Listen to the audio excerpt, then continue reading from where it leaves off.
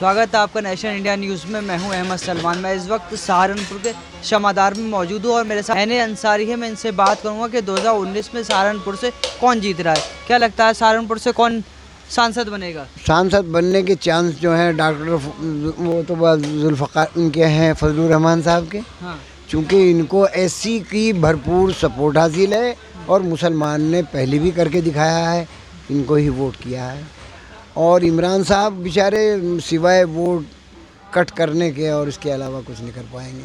BJP के राघव लखनपाल हैं, कांग्रेस के इमरान मसूद। क्या लगता है कि ये जो है क्या कर पाएंगे? बस ये कंटा हमारा मुकाबला जो है वो जुल्फ़िकार उनका फजलुर रहमान साहब का भाजपा से है।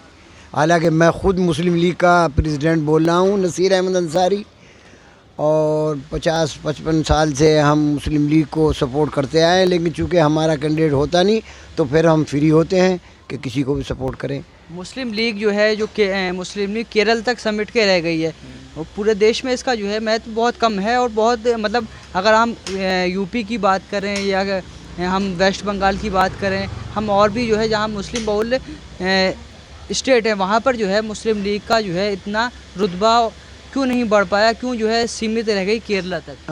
वो असल में वजह यह है कि यहाँ जितने लोग आए पाकिस्तान से पार्टन जिस वक्त इसका तबादला आबादी हुई तो यहाँ पर चूँकि उत्तर प्रदेश में ख़ास तौर से यहाँ पर पंजाबी आया कर सेटल हुआ और यहाँ पर फ़िरका परस्ती का जहर जो है बहुत ज़बरदस्त ज़्यादा है।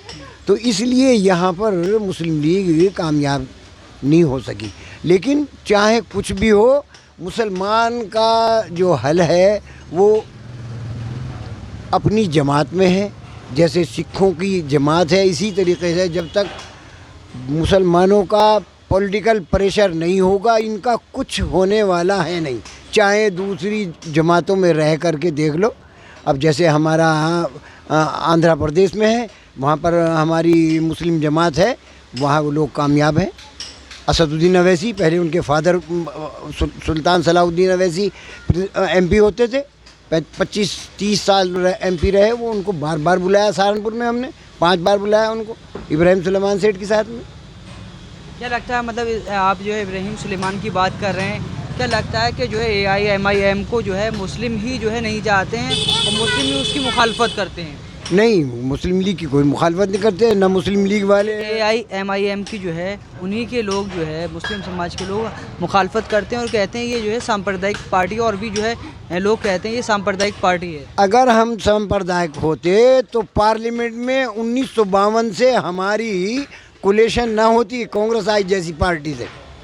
हमेशा हमारा चीफ मिनिस्टर बना हुआ है, हमारे हमेशा पार्लियामेंट के मेंबर बनते आए वहाँ से। अब मौजूदा पार्लियामेंट में भी हमारे मेंबर हैं।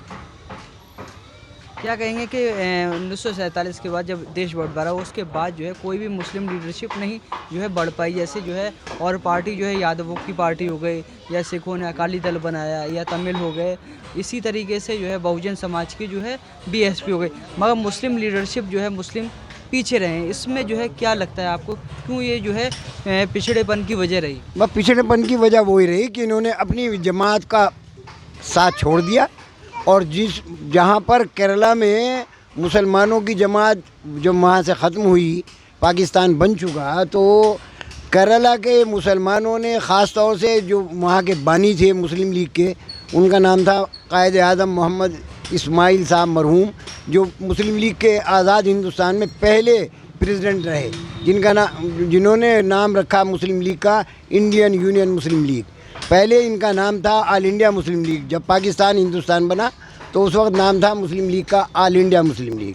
अब चूँकि पाकिस्तान बन चुका था, अब हिंदुस्तान में मुसलमानों का रहना था, तो इसका रिप्रेजेंटेटिव जो करने वाला मुसलमानों का था तो वो इंडियन यूनियन मुस्लिम लीग थी, और उसके बाद इस्माइल साहब।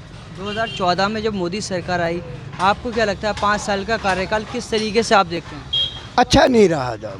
और आम ख़ास तौर से मुसलमानों का जो छोटे स्केल पे काम था वो उनका ज़बरदस्त नाश हुआ।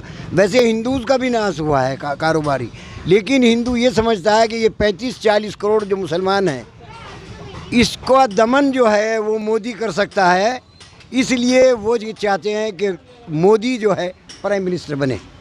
अब क्या लगता है 2019 है, अब जो है क्या परिस्थितियाँ हैं, क्या लगता है कौन सी पार्टी जो है इक़्तिदार में आएगी, क्या लगता है कि 2019 में क्या सूरत हाल दिख रही है? देखिए ये नुकसान हुआ है, ये मायावती से ऐसा नुकसान हुआ है कि जो वो समझ नहीं पा रही, वो ये समझती है कि एससी और मुसलमान मिल कर के और ये फ्रैक्शन को जो है शायद वो न समझ पाए, लेकिन कांग्रेस को फ्री छोड़ना नुकसान की शक्ल है और इससे भाजपा को फ़ायदा पहुंचेगा।